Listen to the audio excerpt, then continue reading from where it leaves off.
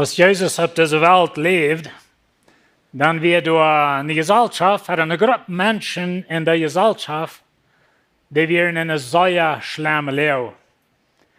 Und so einen Tag, dann begegnet Jesus 10 Stück von diesen Leprakranken. Welche Leprakranken, die werden nicht bloß krank, die werden ausgeschlossen. Die mussten weg von der Gesellschaft, von ihrer Familie. Die mussten irgendwo apart wohnen. Und so wahrscheinlich hat diese sich dann totgeschlossen, wenn ein Mensch bleibt nicht leben allein. Und so sie kommen nach Jesus und sie prachen, dass er etwas heilen. Und Jesus sagt zu ihnen, Gott wies ihnen den Priester. Na weet je, in der Zeit, dort wir noch ohne das Alte Testament, oder dort wir noch in Kraft sein, und da wir ein Prozess, wenn sie leprakrank werden und dann dort so heilt, sie werden geheilt, dann müssen sie zum Priester gehen, die müssen ihn segnen, und dann müssen sie mal someday apart nach Hause sein und dann nach Hause zurückkommen. So da wir ein ganzer Prozess. Und so diese Tiere, die werden alle Glickensäure geheilt. Und ich glaube, sie verraten sich alle Glickensäure.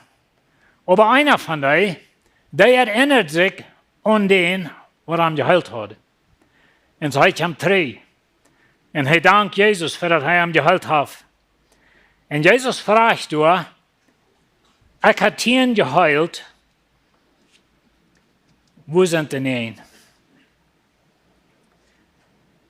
Ich und du, wir sind auch geheilt. Wir sind geheilt von sehr viel, was euret aus Lepra-Krankheit. Wir sind geheilt von ewig verloren sein. Wir sind geheilt von ewig getrennt von Gott. Und wir sind geheilt für den Himmel, wir sind geheilt für Gott, geheilt für Jesus.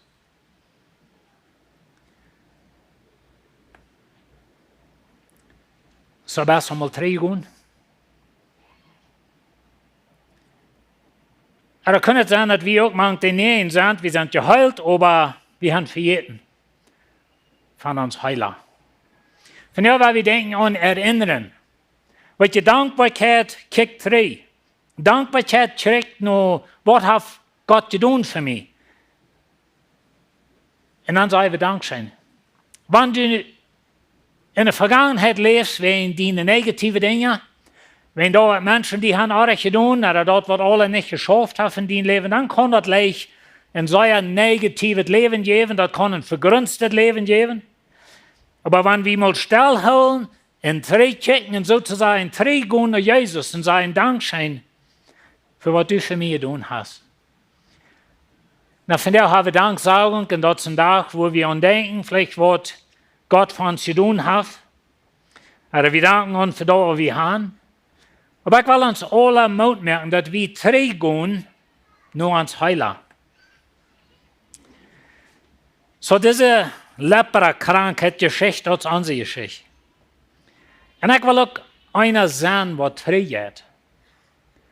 Ich bin mir ganz sicher, jeder einer von uns, wir haben nur Dinge in uns Leben, was nicht schaffen. Wir haben nur Dinge in uns Leben, was wir tun. Wir haben nur Dinge in uns Leben, was vielleicht wir uns was auf uns getan oder wir haben uns getäuscht oder all diese Dinge. Wir haben alle sind dort. Alle. Und so eine Dankbarkeit ist eine Entscheidung. Weil diese Tiere, die werden alle geheilt. Einer entscheidet sich, zurückzugehen. Na, ich weiß nicht, ob das meint, dass die anderen werden alle nicht dankbar oder die werden bloß so excited, dass sie geheilt werden, die dachten nicht mal an. Ich weiß nicht, aber einer kommt zurück. Wenn wir entscheiden, wir wollen uns erinnern. Wir sagen das Leute, ich kann niemals vergessen. Ich weiß nicht, wie so bei uns. Ich kann niemals vergessen, was Gott hat für mich getan. Und so die Schrift lehrt immer weiter, dass wir sollen andenken. In der Bibel sagt es immer weiter, gut 3, check 3. Mir ist immer interessant, dass Israel, sie hatten Dinge zum Erinnern. In Klampen Steine, sie hatten wo einen Stein abgestellt, wo sie einen Bund gemerkt haben, all so eine Dinge. Aber das war alle ein Zweig. Und dort wir terugkijken. Wat heeft God voor ons gedaan? Dankbaarheid is gewaardeld in herinnering. Dat we niet vergeten. In onze wereld vandaag is veel vergunstigd. Veel zijn dat ik had zo meer kriegen. Veel zijn dat we vergeten, dat Gode wat we hebben. Maar we willen niet praten van dat. So ik heb een vraag voor die. Du bist geheilt. Wanneer du Jezus kennst, bist du geheilt. Wat is dat in die, wat die ondankbaar maakt? Wat is dat? Ik heb meermaals, een paar Mal in mijn leven, tijden gehad, wo zich dat zo voelt, dat ik weer in een diestere wald. En besonders het laatste Mal, ik heb me eenmaal gevraagd, like, wat is het? Like, wat zo voel ik me zo stil? Like, wat gaat aardig? En du is niks. Dat is bloß einfach een zwaarheid, een heaviness na ik dat, maar dat is van de een wat die doel draagt. Maar dat weet ik niet meer wat. En zo in die leeuwen, dan is het zo wichtig dat we omvangen te danken. Dat we herinneren aan wat heeft God van ons gedaan. Wie kan leicht vergeten? Wie kan leicht vergrunzt worden? Ein Schreiber sagt, dat een kind Gottes wat grunzt, dat war sprachzig. It's a contradiction in terms. En zo een kind Gottes, dat je houdt van de ganz oorste ding wat het heeft. Dat is niet de ganz beste ding wat het heeft. Die heeft vergeving voor zin, die is ongenomen bij God. 24 Stunden dag, te alle tijd. Du hast een heilige Geest gekregen, die helpt je raad. Wat is ten grunzen? Maar wie fijn dingen in ons leven ten grunzen? We willen van jou groot veredig sozusagen door je Bibel gaan. Ik wil je een vier dingen aanwijzen. En wat van de leeuwen, naar waar de Bibel redt van dankbaarheid. Dat eerste is dankbaar in de schöpfung. Als God deze wereld maakt, heeft hij deze wereld gevuld met goede dingen. En als God de wereld maakt, dan zegt hij immer weer, dat is goed. Dat is goed. Jeder dag, dat is goed. Bitte als hij een mens gemaakt had, dan zegt hij dat is zeer goed. En zo Adam en Eva, zij hadden zullen de dankbaarste mensen zijn. Zij leefden in een volkomen wereld, volkomen gemeenschap met God. Wanneer het mal een paar lieden in deze wereld wat ganz ohne zorgen kunnen leven, dat weer een Adam en Eva. En dan komt de vriend. En hij beeldt het aan dat zij hadden zullen meer krijgen. En weet je, God helpt wat terug. Jana heeft meer gekregen. Dat is really verken de wortel van onze ondankbaarheid. Dat we zijn niet tevreden, werkelijk innerlijk niet tevreden met wat God mij gegeven heeft. Ik ben niet tevreden wat hij mij gemerkt heeft. Ik ben niet tevreden met de goeden wat ik heb, of wat ik niet heb. En Jana kan dat beter den Sitz maken, en Jana de Hafmeier, wat immer het alle is, aber wir sind wirklich nicht, innerlich nicht really tevreden met wer Gott mij gemerkt heeft. En wenn du nicht tevreden bist met wer Gott die gemerkt heeft, oder wo Gott die gemerkt heeft, dann bist du ein undankbarer Mensch. Du wirst immer Dinge fein zu mir begründen. Und so Adam und Eva in eine ganz beste Lehre, was es gibt. Dort kommt der Feind und sagt, die haben sollt mehr kriegen. Und das ist really ein sehr wichtiges Ding in uns Leben. Wir wollen mehr. Und weet je, wenn wir für mehr schaffen, und wir schaffen sie uns wieder, das ist gleich arg. Aber wenn wir undankbare Menschen sind, wem mir fehlt mehr. Jana hat es betert. Und den hat es besser gelegt. Den seine Eigenschaft besser. Was immer das ist, sind tausend so eine Dinge. Wo wir immer so können denken, entweder oder wir können Gott danken, für was er für uns getan hat, oder wir können unzufrieden sein, wenn wir haben sollten, mehr kriegen. Und so in der Schöpfung, du merkst Gott den Mensch, und er hat die gemerkt. Er hat die gemerkt, mit Krax, was du bist. Die Gaben, was du hast, die Dinge, was du so erfahren kannst, was du nicht kannst erfahren tun. Wenn du in den Spiegel checkst, dann sitzt du ein Mensch, wem Gott gemerkt hat, Krax, so es heute will. Und so die erste Undankbarkeit, was ruht ist das Idee, dass mir fehlt mehr. Und ich bin nicht zufrieden, dass Gott mir gemerkt hat. Ich glaube, ein von den großen Dingen in der Menschheit ist, dass wir sind nicht zufrieden mit was Gott mir gemerkt hat. Und so wenn wir das ändern können, habe die gemerkt, habe mir gemerkt, so ist sie, dort, was ich kann tun, was ich nicht kann tun. Und wir lernen dabei Gott loben und preisen. Das sind so wichtige Dinge. Römer 1, Vers 21. Und wenn ihr wollt, ihr könnt in Römer Kapitel 1, besonders von Vers 18 wieder, lest ihr dort mal und denkt mal ein bisschen an, was Paulus da sagt. Und er wies uns, was in der Welt passiert, wenn wir Gott nehmen und Gott nicht danken. Er sagt es dort in Vers 21. Und wenn sie Gott abkannten, sie geben ihm nicht die Ehre Gott und haben ihm nicht gedankt. Und weißt ihr, was dann passiert? Dann geht er drauf. Eine Sinn aus der andere, eine Eierreichkeit aus der andere. Und man checkt mal in der Welt an von dir, und wo die Welt dreht von dir, das krank wenn das. Und mir ist das immer interessant, wenn ich höre noch News oder so eine Dinge. Und wenn da so eine Rede ist, uns fehlt mal bessere Schulen, uns fehlt eine andere Regierung.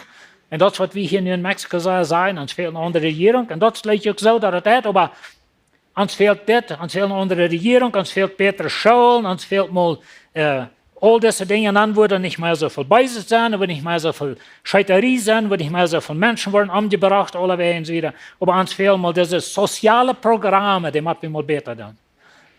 Das wird niemals schaffen. Weißt du, wo wir nicht? Aber wir haben von Wartel an Gott gelehrt. Und wir haben Gott genommen mit dem Bild. Und so wenn sie auch Gott kennen, das ist bei uns auch so. Wie kann Gott?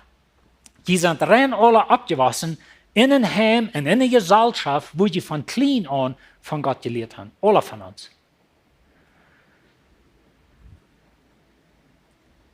Und dann sagt er, sie geben ihm nicht die Ehre Gott und haben ihm nicht gedankt. Und ich wünsche, dass wir nicht so bei uns. Dass wir nicht von Gott die Ehre geben und Gott danken. Wenn heißt der Schöpfer von Himmel und Erde. Jeder Sonnenabgang, jeder Odem, jeder Mahlzeit, was wir von dir wollen eten, das kommt von Gott. Jede Person, was du lebend ist, was in deiner Familie ist, in deiner Ehe, das kommt von Gott. Gott hat uns alle gemerkt.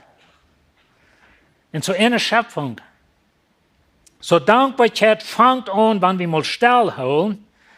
Und dort mal an denken, dass Gott hat mich gemerkt. Gott unterhält mich, Gott sehnt mich.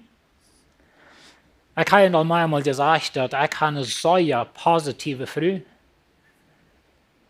Ich sehe von der Tür nicht ganz so positiv, und wenn ich grinsen will und sei bloß positiv, ist das nicht mehr in Moment. Aber es ist sehr positiv. Aber ein Ding, was ich immer wieder gesagt habe, durch uns ganzes Leben, das ist, wir wollen mal sein, wo Gott wird antworten. Wir wollen mal sein. Wir wollen nicht hier abgeben. Und weißt du, wir haben Dinge belebt in unserem Leben, in unserer Familie, was allmählich scheint. Aber dann wollen wir nicht früh sein, wollen wir sein, wo Gott wird antworten. Und so das ist eine Entscheidung. Ich entscheide, ich will den Schöpfer im Denk halten. Er hat mich gemerkt. Und ich danke ihm, ich anerkenne ihm. So das ist sehr wichtig in unserem Leben. Der zweite Ding, Dankboa in Erlösung. Israel, sie waren Sklaven in Ägypten. Und Gott leidet unter Rüt mit seinen Wunder. Ich meine, wenn du mal was Wunder sein und mal in einer Gesellschaft leben, wo sozusagen die Wunder immer für die Feit haben, dort wie Israel.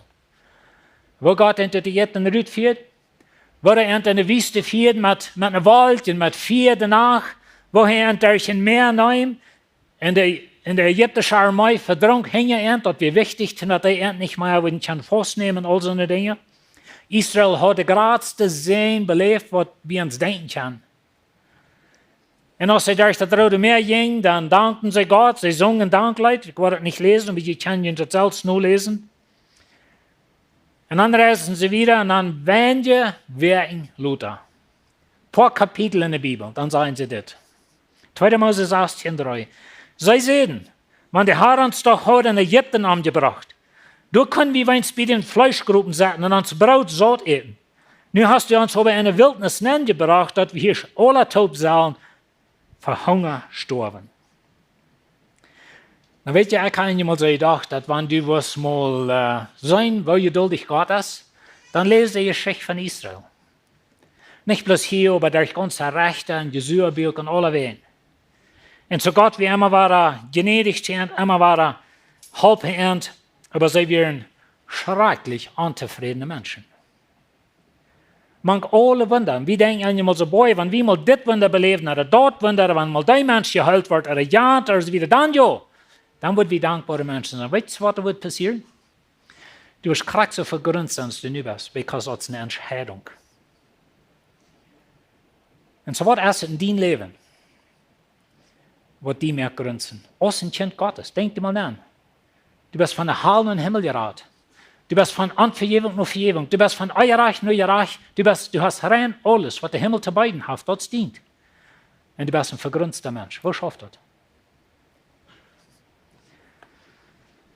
Luther in Israel ihre Geschichte, dann Schrift David und some andere Menschen, sie schrieben Psalms. Leider, really schrieben sie leider. Und diese Leider, glaube ich, sind zum Israel erinnern, wer Gott ist und dass sie lernen, Gott zu danken. Ich war bloß ein von der Psalm 100. So sagt er den Dankpsalm, jucht vor dem Herrn alle Länder. Deunt dem Herrn mit Frieden, kommt vor an mit Freude Gesang. Denk daran, dat is wat ik van jou, denk daran, dat der Herr Gott ist. Hij is die, die ons gemerkt heeft. En niet wie zelfs, wie zijn te zien in zijn schub op zijn Werde. En dat is wat ik groot van red, Gott heeft die gemerkt. Gott er zijn poorten met danken, en in zijn verheven naam om te loven, dankt hem en looft zijn naam. Wil zijn Herr is goed en vriendelijk, seine Treu hat gelebt, bleibt ewig, und er wird nie nicht abhören, treu sein. Und am Psalm 103, Vers 2, lob dem Herrn meine Säule, und verjagt nicht, was er die Gaudet getan hat. Das ist das Thema von dir. Verjagt nicht, was Gott die Gaudet getan hat. Und einmal braucht das, dass wir mal stillhalten in uns Leben, einfach mal checken. Was hat Gott really getan? Because wir können alle uns vertiefen mit Dingen, die wir nicht geschafft haben. Oder Dinge, wo wir was belebt haben, was wir nicht gleichen. Aber wenn wir dankbar sind, dass das uns mein von dem Problem wegnehmen und das rettet nur Gott. Und wenn wir dort stehen, dann wollen wir erst eine Lösung von dem, was wir dachten, keine Lösung hat. Und so wenn wir Gott danken, anerkennen als der Schöpfer, weil wir Gott danken für die Erlösung. Und wenn du nicht Jesus kennst, und du bist von der hier und du weißt nicht, was du geraten bist oder nicht. Wir haben ein Prayer-Team hier für Luther. Die wollen dich gerne halten. Aber einmal fehlt das nicht an meiner Gebet, das fehlt nicht an meiner Counseling. Weißt du, was da fehlt? Bloß einfach mal eine Entscheidung, dass ich glaube, was es sagt, dass ich es feile oder nicht, dass es nicht kreiden nimmt, aber ich glaube, was es hier sagt. Ich glaube das, wenn Gott sagt, in Christus sind deine Sünden vergeben, dann nehme ich das nicht bloß mal an. Und ich bin mal ein Mensch, schrecklich vertwiebelt. Niemals kann ich Vergebung mal annehmen, immer war selbst die Sünden bekennen. Aber dann muss man bloß einfach mal stillhalten sein. Weißt du Gott, das sagt hier so. Da wenn ich nicht Jesus komme, vergibt er meine Sünden, und dann ist es nicht so. Und dann jemand fängt das bloß einfach mal durch an, dass du sagst, die selbst, ohne das Fall, ich sie vergibt in Christus. Und so macht das mit vielen Dingen, aber das ist eine Entscheidung, was wir merken. Aber wir sind gemerkt von Gott, wir sind erlöst von ihm. Das dritte Ding, Dankbarkeit in Jesus in Leben. Jesus modelt das für uns. Und wir können viele Geschichten abnehmen von Jesus, aber ich wollte ein paar Stück Kart ein bisschen erwähnen. Als Jesus die 5000 Menschen eten gab, dann sagt in Johannes 6, Vers 11, und Jesus nimmt das Brot und als er erst gedankt hat. Als er erst gedankt hat. Na, wie sind das alle gewandt, Leute, dass wir danken für ein Eten? Wer von euch das bloß bei Tientalen an Eten? Man braucht nicht Hand abheben. Aber wir danken. Wir haben das gelehrt. Ich glaube, wenn man uns dieses Volk, besonders von der Altkirche sieht, her, wir haben so eine feine Angewohnheit, was wir andere Menschen nicht haben vergessen. Und das ist, dass wir danken Gott nur um Multit auch noch. Wer von uns dort abgewaschen? Die danken vorm Eten und danken nun Eten. Ich glaube, wir haben eine so eine gute Angewohnheit, aber ich sehe nicht mehr dort abgewaschen. Aber some von uns sind. Aber Jesus hat dankt, und dann gab er ein Brot. Und dann eten 5000 Menschen. Die Jünger waren negativ. Sie sagten, wo soll wir eten herkriegen? Hier sind viel zu viele Menschen. und dann starb Jesus an. Der zweite, als Lazarus gestorben wird, Jesus sein bester Freund kann sein. In Johannes 11, Vers 41, dann sagt er, dann nehmen sie den Stein weg. Und Jesus schickt in ein Hech und sagt, Vater, ich danke dir, dass du mich gehört hast. Ich will haben, die sollen das hören, was das hier sei. Jesus braucht nicht den Vater, oh, ich mir nicht mehr Kraft, das und abzuwarten, like dann wird das ein großes Wunder sein. Like, no, er sagt, ich danke dir, dass du mich gehört hast. Einmal habe ich so lange von dem Gebet, dass wir sollen anfangen zu danken, für das der Vater uns gehört hat. Und dann der Uitkommen in seine Hände lassen. Und das, was ich erst meine, was mit meiner Frau, das, was sie mir haben versucht zu lernen, aber ich sehe, ein negativer Mensch hat sofort ein bisschen vor. Aber einfach bloß mal Gott danken, Dankeschön. Du hast das Gebet gehört, Dankeschön, wie kann noch keine Antwort sein, wir weit noch nichts von was sein. Aber Dankeschön, dass du mir uns gehört hast. Wenn Gott würde so tun, das heißt, und so er sagt, und Jesus checkt nach Hause und sagt, Vater, ich danke dir, dass du mich gehört hast, und ich weiß, dass du mich immer hörst. Und dann sagt er wieder, das passiert, wenn die Menschen tun, aber besonders das Idee, wenn wir lernen Gott danken, für die Antwort, für wir die Antwort haben. Wenn wir nicht lernen, was wir die Antwort haben, dann wollen wir vielleicht niemals danken. Als ich in der Bibelschule war, dann hatten wir mal einen Gebetstag, wo wir in der University Church waren, und wir hatten dann Reden, und dann mussten wir lernen, beten, und Journaling, nennen wir das auf Englisch, like, abschreiben. Und heute weiß uns, wir hatten da ein Blatt, und dann haben uns merken, wir sollen da einen schreiben, für was ich bete. Und wann tut ihm? Ich habe angefangen, dafür zu beten. Und dann wird noch ein Kolumn, ein Spalt, und da seht Gott seine Antwort. Aber der will laarig. Aber weißt du, jeder Tag hast du das Blatt fertig, und jeder Tag checkst du, was auf Gott gesagt. Because fertig, was passiert, wir sind in der Dame Leerfläche, oder wir beten von Denk, über dem ist es anders geworden, wir haben von verjeten, wir danken nicht mal dafür, aber Gott hat die Antwort. Und wir sind da rausgekommen, weil ich mal nicht wo, aber einmal ändert die Lehre sich. Es ist wichtig, dass wir mal abschreiben, weißt du, wo wir? Dass wir mal erinnern, worauf Gott getan. Und es ist wichtig. Der dritte, Jesus ist vor der Kreuz. Und der Kreuz steht sozusagen vor ihm. Er weiß morgen, und danach waren sie am Fasten in morgens, waren sie am Messkrieg durchschielen. Und dann schließlich am Kreuz nageln. Und da wird er für mehrere Stunden leiden. Und dann wird er sterben. Und die ganze Sinnen von der Welt wird alle auf ihm geladen. Da wisst ihr es, alle den Abend, als er an der Stach saß. Dann sagt er das. Und dann nimmt er Brot, dankt dafür und braucht dort und geht von dort und sagt, und ich wollte sagen, das ist mein Körper, der für ihn gegeben wird, dautet, um an mich zu denken. Dautet an Erinnerung, dass ihr niemals vergessen, dass ich ihn geraten habe. Weil im Alten so haben sie Passafas, Israel muss kommen, nach der Stiftshütte, nach dem Tempel, für das Passafas. Weißt du, wo wir sind? Die sollen niemals vergessen, dass ich ihn in Ägypten geraten habe. Die sollen niemals vergessen, dass wir Blut unter der und der Todesengel ging bei ihnen vorbei. Die sollen niemals vergessen, dass die Herr Jesus sein Blut angenommen und der Teufel kann die nicht mehr antasten.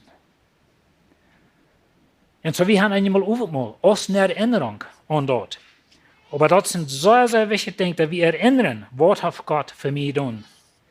Und so Jesus, in seiner ersten Stunde können wir sagen, wenn ich weiß, morgen würden sie mich halb totschälen und dann Kreuz nageln und die Menschen würden mich verspotten und meine Jünger würden mich alle verluten, aber ich wusste das alle. Danach dankbar sein, würden mich im Bett vorfallen. Aber Jesus hat dankt. Und er geht von der Brot und er sagt, denkt an mich, wann immer ihr das tun. Na weet je, wir haben overmal. Ich will je gleich anzusporen. Wenn je thuis an je daar zat, und je haben diese schmakke Bonds, nicht? 2 Bakjes. Und je bereiken dort Pferd mit einer Schaubel andocken. Was meint das? Jesus auf sein Körper heeft dat Dukas erleisen. Und so wie man lernen, an zu denken. In der Kirche, der Apostel Paulus, er lehrt uns, wie sollen dankbar sein. Kolosser 3,17. Und alles, was die sein und tun, deuten an den Herrn Jesus Namen, der ich arm dank Gott ans Vater. In 1. Thessalonicher 5,18 sieht in alle Läwen dankbar, wie es Gott dort in Christus Jesus von Jünd verlangt. Ich denke einmal an Paulus, und Silas, die wären dann Gefängnis, der Regen ganz blödig gekillt, der Feit festgeschraubt am Schrüstock, in das unerste stinkige Loch, mit all der roten Schiet und Menschenmassen, was immer alle da waren, like so, die kannst die nicht verstehen, wo das Loch wäre. So der Wort schwierig. Und dann sehen sie da waren, wenn wir hier ever wollen rauskommen, dann wollen wir Gott danken. Ist das, was sie sehen?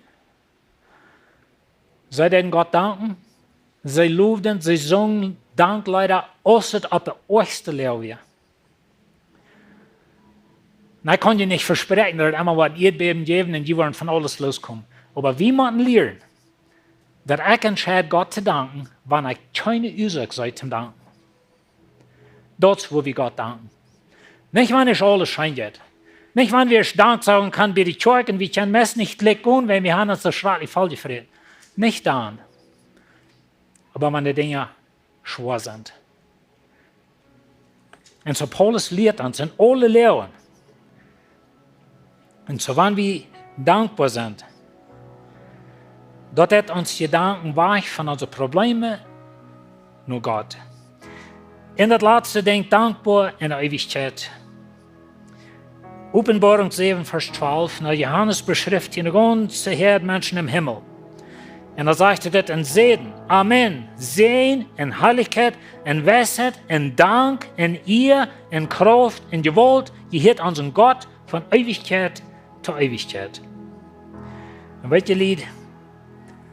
Gott hat uns gemerkt, und wir sollen dankbar sein. Wir sollen niemals Gott rüten in uns Leben. Jesus hat uns geraten von der ersten halbe Jahr, und wir sollen in der Ewigkeit dankbar sein für das.